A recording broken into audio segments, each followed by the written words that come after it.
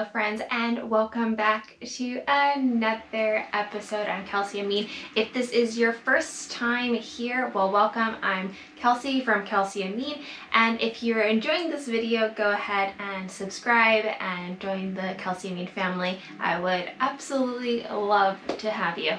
Without further ado though, let's get to the topic of today's video.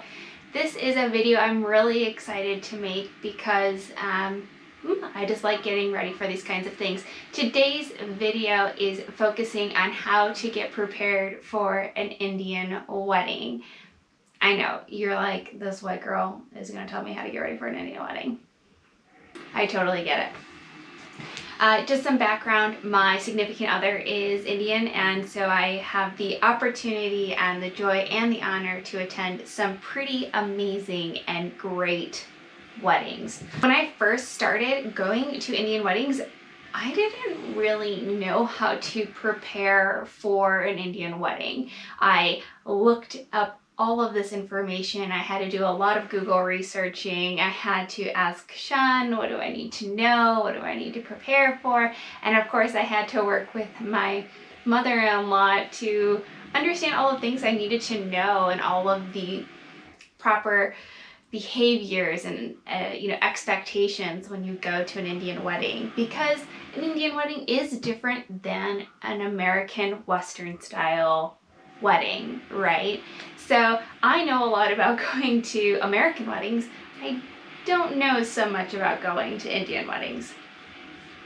So I really thought this video would help you when you're trying to go to an event. If you're going to an Indian wedding for the very first time, you probably don't really know what to expect, right? And this video is going to kind of cover what to expect and how to prepare for packing, how to prepare for all the events that you have to go to.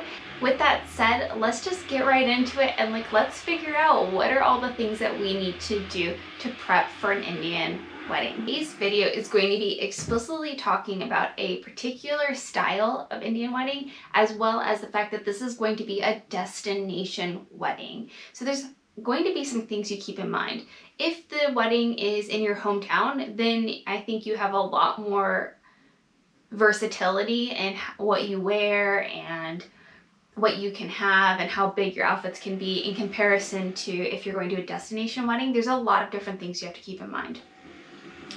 One of the first things you need to keep in mind when you're preparing for an Indian wedding is, what type of Indian wedding is it? There's different types. Yes, there are definitely different types. If you're from northern India, such as the state of Gujarat or Punjab or Rajasthan, your style of wedding is going to be completely different than something that you would probably see in South India. So, for example, my significant other is Northern Indian. Be specific, he's Gujarati. A Gujarati wedding is a lot different than a Punjabi style wedding. And if you're Punjabi, you could have a Sikh wedding or you could have a Hindu wedding. So depending on the religion will also change some of the expected events and some of the more traditional customs.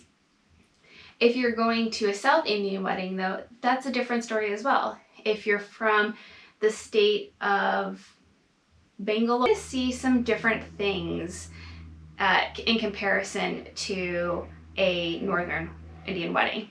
So just keep that in mind. There's also Christian Indian weddings. Those follow more, from what I understand, a more traditional Western style of wedding ceremonies. But if you're having a Hindu wedding, this is going to be different than something that you would see in a Sikh wedding or even a Muslim wedding. So just keep that in mind, that you know what kind of event you're going to and what kind of cultural events you're going to. So for me, most of my experience is going to Northern Indian weddings. I've specifically only ever gone to Gujarati or Gujarati/Punjabi style weddings. I really have not had the experience of going to a South Indian style wedding. The wedding I'm covering today is actually a mixed cultural wedding. The bride is South Indian, specifically her family is Brahmin, so they're going to be following some of the traditions that you would see in a Brahmin wedding ceremony. The groom is half Mexican and half Punjabi, so we're going to throw in some Catholic Christianity traditions into the ceremony, as well as seeing some traditional Sikh portions of a wedding. So this is going to be a little bit more mixed. So because of that, the events are different than what I would normally see if I was preparing for a Gujarati wedding. So the first thing I have to do is figure out, what are all the events? If you're familiar at all with Indian weddings, you know that Indian weddings can be anywhere from 2 days to an entire week. So it all depends on the family's traditions, what they want to do culturally, and yeah, that's it. In order for you to prepare to your best ability, you're going to need to know all the events that you're going to have to get ready for, and you're going to wear different outfits for each event. I know, it's a lot. On average, you'll likely go to 5 different events within a wedding, and you'll need 5 different outfits for those events. Now, again, it depends on if they're mixing cultures, or it depends if they're going more down a traditional route, right? So that's going to indicate how you need to dress. When you get that invite, you need to go and figure out, what are all the events that they're going to have at this wedding? That is going to help you figure out how many outfits you're going to need to get ready for. It's also going to help you figure out if this is more of a traditional Indian wedding or kind of a more modern mixed culture Indian wedding. The wedding I'm going to is mixed and a little bit more modern, so I'm not going to be wearing Indian clothes for every single event. For the Haldi event, I have already picked out this sari. I'm really excited about it. This is actually my mother-in-law's sari. I'm going to be borrowing it from her. It's a very old sari, but I think it is one of the most beautiful saris I've ever seen. I like really traditional outfits, but with that said, let's look at the first sari. So this is a mauve sari that I'm going to be wearing. I will show you what this looks like on. We'll do a little fashion show. This is a mauve sari. It's pure raw silk, and it has a really, really heavy, like, metal threading. So this was all hand threaded. It's not a very blingy outfit. It's incredibly traditional. In fact, the sari is probably from the 90s. But I think it is such a beautiful piece, and the jewelry that I'm going to be pairing with this is going to be very traditional, and I think it's perfect for the Haldi, because a Haldi is, again, a very traditional event, and I don't know, I just really like this one, so I wanted to wear it to an event, and I'm going to wear it to this one, so I'm very excited about it. The next outfit is this. It's an anarkali. This was bought in India from the state of Gujarat. My mother-in-law bought this for me. I've only ever been able to wear it one other time, to another Indian wedding that I went to. I wore it to the reception, but I'm gonna wear this for the Mehndi night because, again, there's gonna be dancing, right? And so because the sari's wrapped around you, it's not really fun to dance in. It's also perfect because the arms are open. So one, it's going to be hot where I'm going, and two, when you have the Mehndi on your hand, it's nice to have at least, you know, this much space up so that you're not touching too many things. Having a full length anarkali or top is harder because usually your Mehndi will go at least to, like, a little bit of a drawing at least to here or down here. It all depends on the style that you want when you're getting the henna done by the henna artist. So this is one of my favorites. You can see all the detail work. It has beautiful detailing, all hand embroidered. It's very, very beautiful, and it's very much my style. I love blue. So the final outfit is what I would wear to a wedding ceremony. It's this right here. It's a very simple navy and red sari. The back is something I picked out. So most of the time when you get your outfits done, if you get them done in India or if you get them done by a professional designer, you can customize the sari blouse. If you're ever going to buy your Indian clothes online, beware to pick the stitched option. If you do unstitched, it means you'll come with an unstitched blouse, which means you'll have to go find somebody to sew your blouse for you. So usually the price you see is the price of an unstitched option. You usually want to go with a customized stitch option, so then your blouse fits you the way you want it to. So this blouse was customized and made for me from a designer within Gujarat. And so I picked out the exact arm length I wanted and the exact opening. I really like keyhole backs. And then the sari itself is really simple. It's just a navy, the butta, and just red. There's nothing else really fancy about it. But I'll show you what I'm wearing with this. The whole idea is to figure out how I'm going to cut down the number of shoes I'm bringing, how much jewelry I am bringing, all of that kind of stuff, right? And that's really hard to do, especially if you have so many events to go to. And you also want to like diversify your wardrobe, right?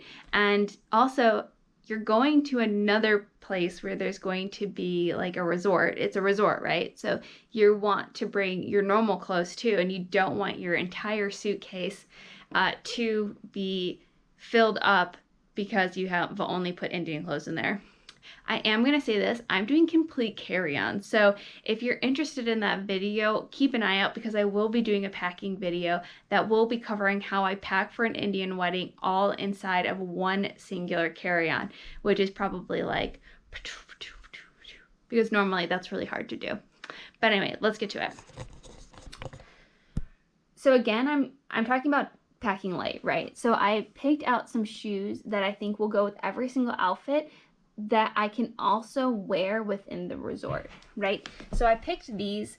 I got these at like Nordstrom's on sale for a whopping $22. I think they're really cute. They're really comfortable and they're not too high of a heel. Not that height really matters for me, but if I'm going to be wearing shoes for a very long time, I want them to be comfortable. So these can go with dinner outfits at the resort, and they can also go with the pink dresses that I have picked out to wear for the more Western events. I also found these for another whopping $19 on Macy's. I thought they were pretty cute. They have a really small wedge, and I can wear these both as dress up and casual. So I can wear them with shorts, I can wear them with dresses at the resort, but I can also wear these with some of my longer outfits. So this would be perfect with my saris as well as my anarkali. And then finally, I also have these. I really love these shoes. They're one of my favorites. They're by Diane von Furstenberg. And I thought they would be really nice to have for the pink dress, for the reception. And I don't know, I just really like them. So I'm trying to figure out whether or not I should bring these. I'm still deciding. I don't know. You guys let me know what you think. I'm trying to really bring only like 3 or 4 pairs of shoes, which again is very difficult to do, right? As for jewelry for the events, these are some of the pieces I picked out. This piece is from my mother-in-law. She bought this for me. I actually wore it at my engagement ceremony. It's one of my favorites, and it's super traditional. I am only going to bring 4 bangles, but these are like really heavy-duty bangles, and they also have like a screw on right there. I love these bangles. I'm excited to wear them. Usually people like to pack a lot of them. I'm trying to, again, minimize, so I'm only going to bring 4 bangles, but I still think that they're statement pieces. And then I'm also, this is going to be with my anarkali outfit. It is 2 big earrings and 1 tika. This will go on my forehead and in my hair, and then these are just the earrings I'll be wearing. The reason I'm not wearing a necklace is because there's already so much work at the top of that outfit. It doesn't make sense to add a necklace. So I'll just be wearing that. And then this is to go with my red sari. It's a choker style necklace with drop earrings. And then I'm debating, I'm not sure yet, but I'm debating on if I should wear this with the fiesta outfit. It's kind of fun. It kind of pulls in some of the like more Indian traditions, and I really think it's cute. I bought it to originally go with an Indian outfit that I was going to wear to the fiesta before I realized that it was Western. Again, this is important. This is why you need to know what events you're going to and what style they should be, so you don't overbuy things like I did. But I'm thinking about maybe wearing that. And then finally, I just took out some bindis. So these can go with like almost every outfit. You kind of just pick the ones that go with an outfit. Today, when I show you my outfits, I won't be putting these on, but for the actual events, I will be. I'm trying to, you know, save as many bindis as possible. And then I did bring one clutch. This is one of my Henry Bendel clutches. They no longer exist, which is so sad. But this is one of my favorites, and it goes with every single outfit. So I don't need to bring, you know, a bunch of bags. I have one bag.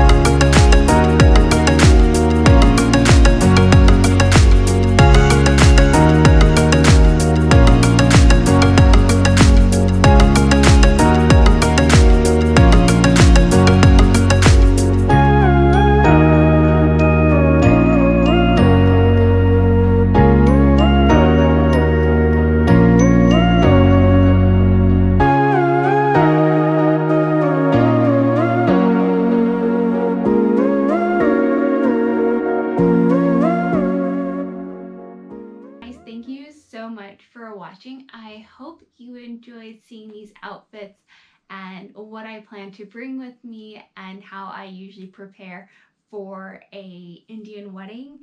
If you have any questions, go ahead, leave a comment below. I want to hear your thoughts. If you have any questions about where I get my outfits from or who I think are the better vendors for Indian clothes, feel free to reach out.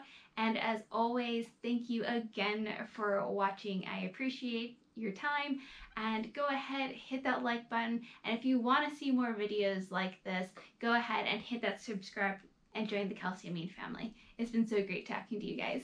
Bye-bye.